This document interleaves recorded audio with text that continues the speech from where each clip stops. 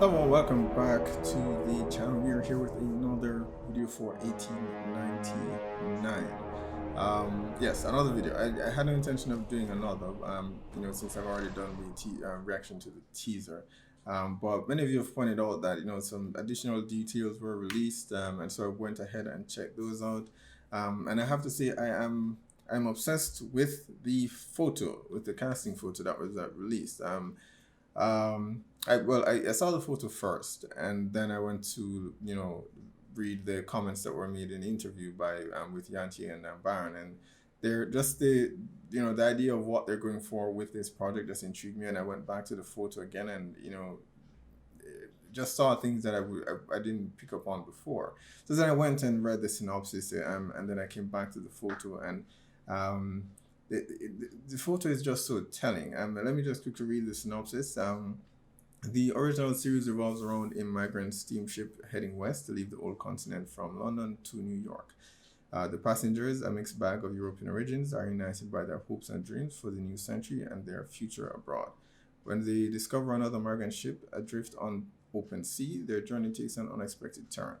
What they find on board will turn their passage to the promised land into a horrifying nightmare. So, having read this and then looking at the photo again, it just became very apparent how much information was being conveyed. And as I said, coming from dark and having, perhaps because I recently finished reacting to the series, I've come to expect a lot of detail, attention to detail from the creators. And so I think every bit of information, every piece of item, every individual is intentionally placed. I don't think anything is by coincidence here. So looking at the characters, their posture, the body language, who's sitting, who's standing, their attire, the stares being exchanged from one individual to another. It's conveying a lot of information, and I think that is very much intentional. So what we'll be doing with this video, I'll be going through character by character, just to try to determine what these characters' story may actually be, or what may be presented to us when the project is actually completed. I am no expert, of course, so this is purely speculation, and having some fun with theories. I'm coming up with theories for this the very first season. So that will be the discussion, and then we will speak a bit about some of the comments that both Jantje and Baran made that just got me excited for this project. So let's begin. All right, so we're going to be beginning from what's my left, but you're right, with the first group, which I am assuming is a family. A family of four: the husband and wife, their daughter, and their son. Sitting on the roof on deck. So the husband appears to be in a traditional pilgrimage outfit. The mom, this entire family, as a matter of fact, to be honest with you, it looks like they were plucked directly from dark, from perhaps from the dark timeline, perhaps the 1980s or something. They just look like they could be placed in that series and no one would be the wiser. But yeah, the mom, very pensive stare. She reminds me so much of Noah. It's amazing. But holding a Bible in hand, it suggests that she's very devout. Yet she does have, I'm assuming her daughter behind her who's pregnant, and I don't believe her daughter is the child's father is present among any member of the ship here. So I'm assuming that perhaps their reason for leaving where they are, going traveling to New York, is to perhaps the daughter may have done something that the mom would not necessarily be pleased with, given her faith, and she felt a need for a fresh new start. The son most likely not pleased with that because judging from his position, his back turned to everyone else, he may not necessarily be on board with where what the decision that was actually made for them to go to New York and leave whatever it is that he wanted behind in Europe. And so the daughter, rifle in hand, suggests that it may be something a bit more sinister than just bringing shame upon the family. So they may be running away from something, or being or fearful of something So this family is definitely going to be one of the more interesting groups to actually follow, I think.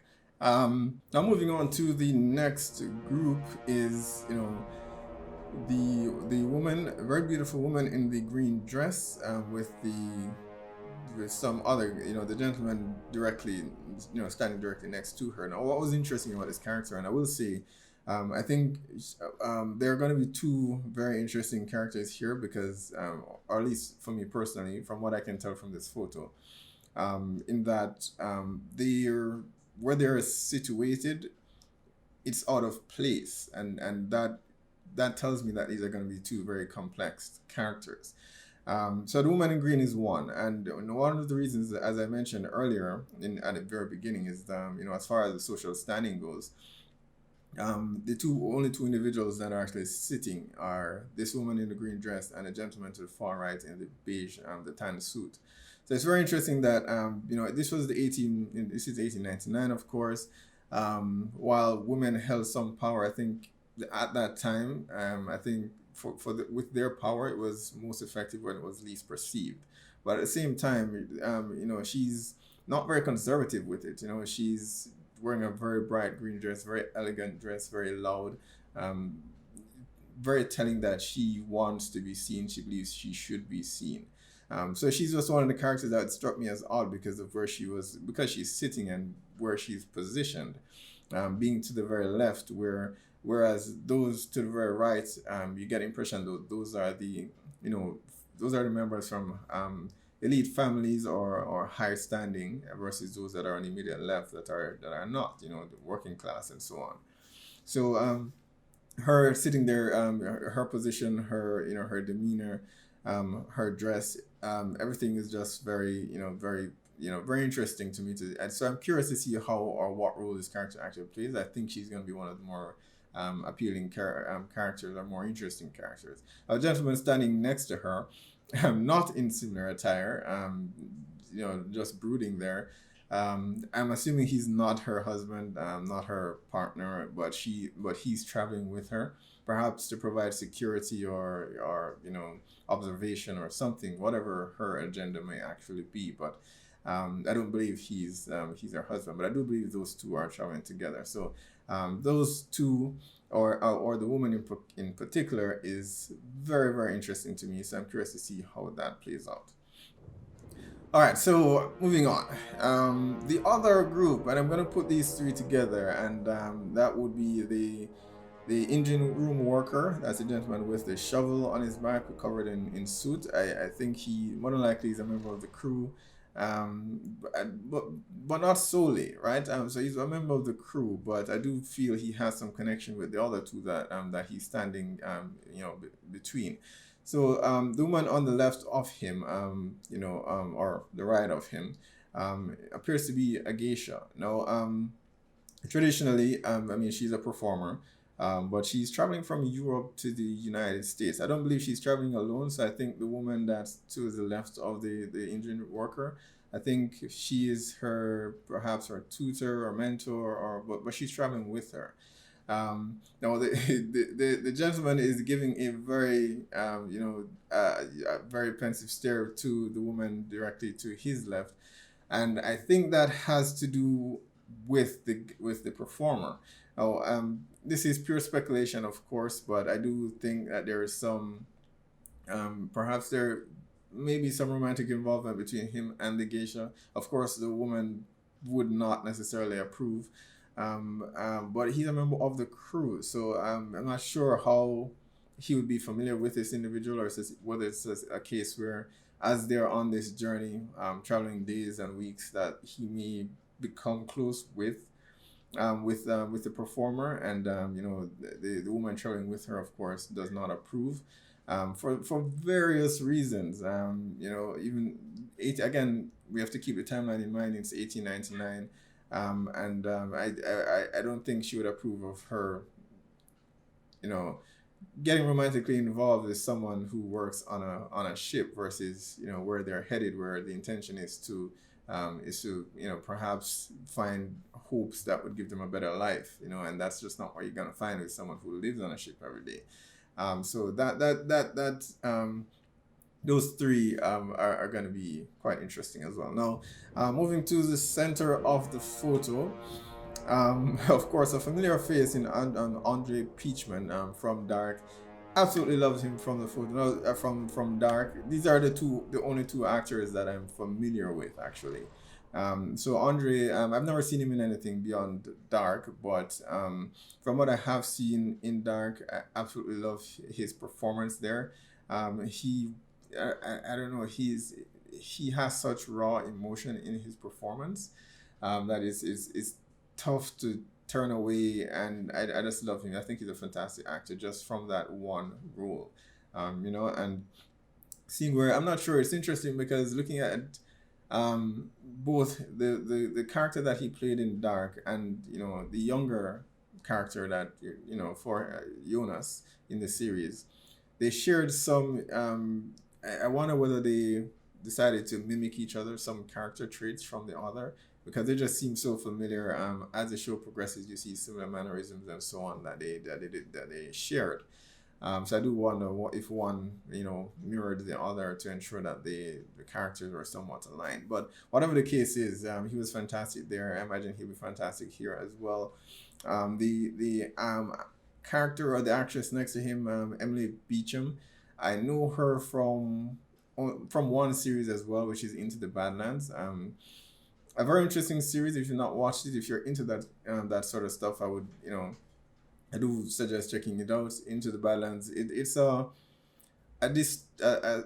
series set in a dystopian world where I think, if I remember correctly, a large part of the human population, has dwindled, and there whatever remains, the humans that remain are all a part of different factions, that are ruled by what they call barons, which are essentially, I guess, kings in a way, but it's not a title that you get necessarily through lineage. It can be, but essentially, combat is the currency of this world. So if I think I'm a badass, I can challenge you, take you down, and I'm the new Baron. So it's very heavy on martial arts and action, and she was fantastic. I don't know if she did her own stunts, but she did a lot. Her character did a lot of action sequences. So this is a very, very different role from what I'm accustomed to seeing her in. So this should be interesting. But she was a fantastic actress there, and it would be great to see her range on display here.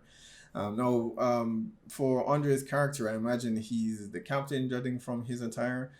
So he's responsible for getting the group from safely on their trip from Europe to New York.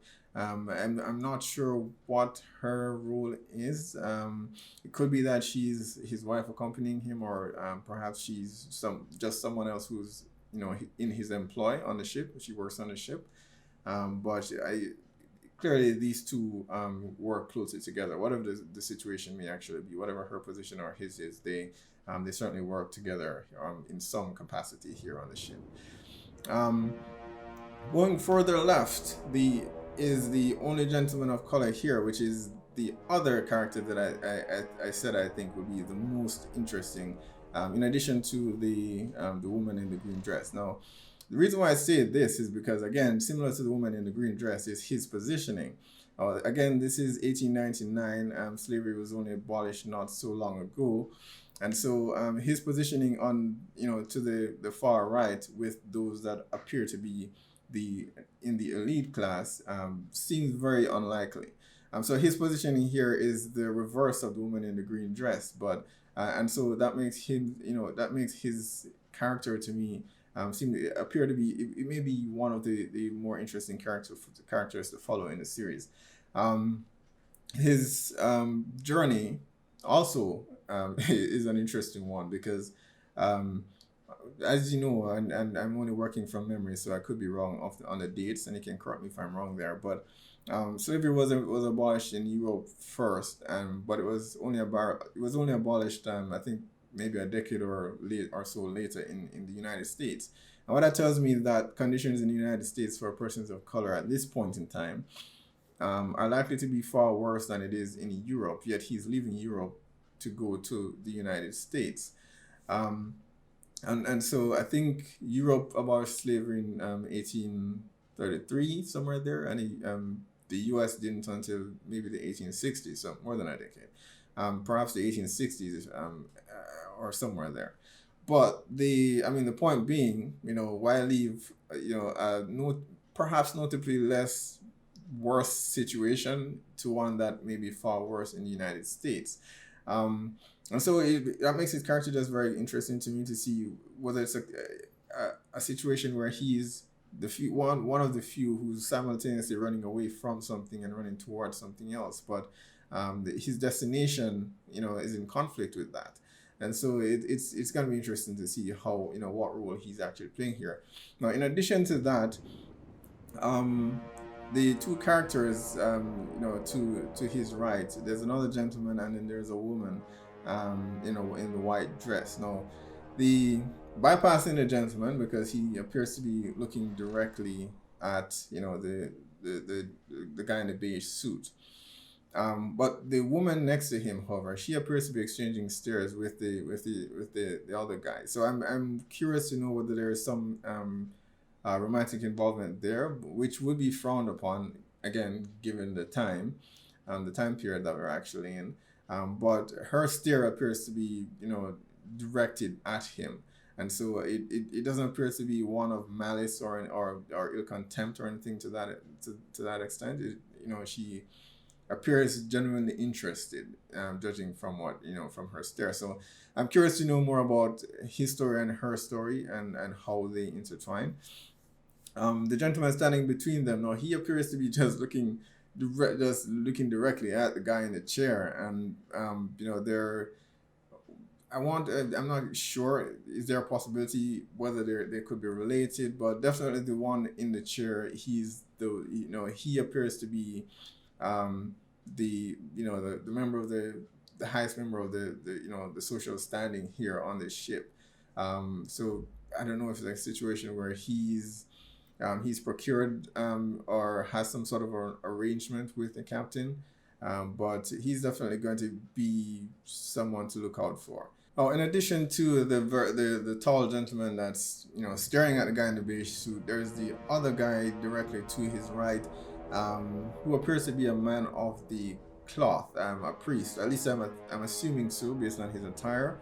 Of course, he's and everyone, both the priest and the gentleman, the very tall gentleman standing between the two, staring at the guy in the beige suit. That tells me that this guy is the most powerful person on the ship, and so it'll be interesting to see what his dynamic will be with some of the other characters who are not from his social standing, his social status, and how how he behaves with and interacts with those individuals. Now the priest. And I could be wrong, and maybe he's not a priest because he's not wearing the cleric or Roman collar. But I do know, one, I think, this practice of wearing the Roman collar only started, around that time. So it may not be that prominent here.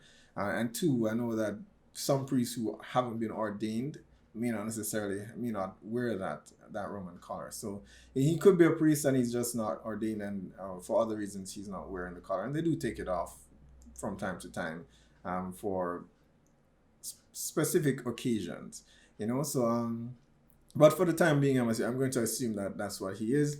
What his interest is in the actual character in the suit, I cannot even imagine there. So I'm curious to know what his interest is in that man and the other gentleman that's also staring at him. So this guy has to be the one sitting in the chair with the tan suit. He has to be a pretty big deal, given these characters have so much interest in him. So all these characters have their own story to tell, and going to some of the comments that that Jantje and Baran actually made, they said all the passengers on the ship are traveling with secrets that they don't want to get out, and it's built like a puzzle. So I'm fully expecting and that all these characters will have some horror that they are trying to get away from. Some may not be running away from anything, but they may just be running towards something more hopeful. And this reminds me a bit of interestingly, a film on Netflix called His Home, which was one of my favorite horrors. I think it was released last year. It was a group about a group of refugees who traveled to, I think, to the UK. Um, and they were asked to stay in this house while the process was completed, and so on. And because it's horror, of course, so it went into the journey that they had to make to actually get to the UK, and all the demons that they brought with them, all the good and bad things that they actually had to do. And it was just a very interesting and unique take for the horror genre. I'm a huge fan of horror. So that was one of my favorite films then. But I'm seeing some similarities there as far as what these characters may be running away from, and how these demons will manifest themselves in this actual story. Now, with that said, from what the creators have said about not wanting to repeat themselves with Dark, and wanting to learn new things and new experiences, and they got more than they asked for, because they went further in the interview to speak about the challenges that they're now experiencing with COVID restrictions, because I believe Jantje mentioned that she wanted to have the locations, the shoot done on location in various parts of Europe and New York, and that what that tells me is that we'll be having backstories for several of these characters, if not all of them, to see just what is compelling them to actually make this journey. So that bit was interesting. I mean, I'm somewhat disappointed that we won't get to see the shoots on location, but I do completely understand that their safety comes first. What it does is it reminds me a bit of similar comments that came from the Wachowski siblings for Sense8. So many of you would have heard me mention Sense8 before, because it's one of my favorite sci-fi stories. And the Wachowskis shared similar thoughts in that Sense8 followed 8 individuals in 8 different locations all over the globe, and they wanted to shoot on location for each of those characters, because there's just no replicating the environments, the people, the atmosphere, everything that helps the actor and actress to perform at their highest, at their peak. So it's more demanding of the actor and actresses on set behind with a green screen, and pretending as though they're at that location. So I always appreciate when the creative team, the team behind the camera, tries to make the experience as genuine as possible. Even if they have to fall short of that because of restrictions. I'm glad to hear that that was the intent, right? So that was very interesting, and I mean, to know that they have never done a series before Dark. That's something I didn't know before. I was just going over the interview, and it was mentioned, that Dark was their first series, and for them to hit the ball out of the park with that series is just fantastic. And I'm sure they're in high demand at the moment. They've got to be in high demand. I mean, expectations for this series will be high. I know some fans are worried that, okay, but this lightning in a bottle moment, is it possible for them to replicate that? And I'm not expecting them to. I'm not expecting them to. I think however many series or successful series or movies that they make going forward, they'll always be known for many as the team behind Dark. But one of the things that Baran actually said, I think it was Baran, I could be wrong, but and I'm paraphrasing here, of course, it was that if there was a sequel to Fight Club, then he may not necessarily enjoy Fight Club as much as he did after seeing after seeing the very first one. And so they're very. I like how this team thinks as far as what stories they actually want to tell. So they said they've told the story for Dark, and that's where it will remain. So they're moving on to other things, and I absolutely love that. From what they said, I mean, again, this series will still be very much a mystery, and I can't wait for that. Another comment that did interest me quite a bit was something that Jantje actually said, and let me just read what she said exactly. She said, "I hope it's going to make English speaking people learn and love different languages as well. Um, and that resonated with me so much, because as you know, one of the reasons why, well, I've said it a few times, but one of the reasons why I started this channel to begin with, was so that I could react to content that, react to foreign content that's in other languages, because a lot of those don't get, the attention that they deserve, because it's not mainstream in the US, so a lot of persons tend to overlook it. But some of my favorites, film and TV are actually, are actually in foreign languages. I think Kingdom on Netflix, which is a Korean series, was the first series that I reacted to on the channel, because I was just so fascinated by that story. But there was really no one reacting to it, and there was no attention being brought to it. And as we know, Netflix isn't great at pushing a lot of the foreign content, or at the very least, they push it in that region, but not outside that region. So in the UK and the United States, it more than likely goes by unnoticed. So Kingdom is one of my absolute favorites, and then Dark, also fantastic as well. A lot of these series, one of my favorite films of all time is actually Raw, which is a French horror. I think the creator didn't like for it to be called horror, but for me it's a horror film. A French horror, about, I guess you can call it cannibalism. It felt like it was a zombie film to me, but it was a very interesting take on a genre that has been so overdone, that it's not there's very little to surprise people anymore. But watching Raw was just pure magic for me. So, and I absolutely love that, and it was in French. I had to read subtitles, and as I've said before, perhaps having grown up watching anime, I'm accustomed to reading subtitles, so perhaps others don't feel the same. But I think Netflix has done a good enough job with, dubbing a lot of these series so that you can actually enjoy them. But hearing Jantje's comment there was just fantastic, because that's what I want to hear from the team behind the camera. So they are quickly becoming, two of my favorite, writers and directors. The Wachowski siblings are probably still my number one, to be honest. They've done film and TV, that have just blown me away in terms of their originality, right? So they're definitely my favorite, but Jantje and Baran are certainly quickly becoming, two of my favorites.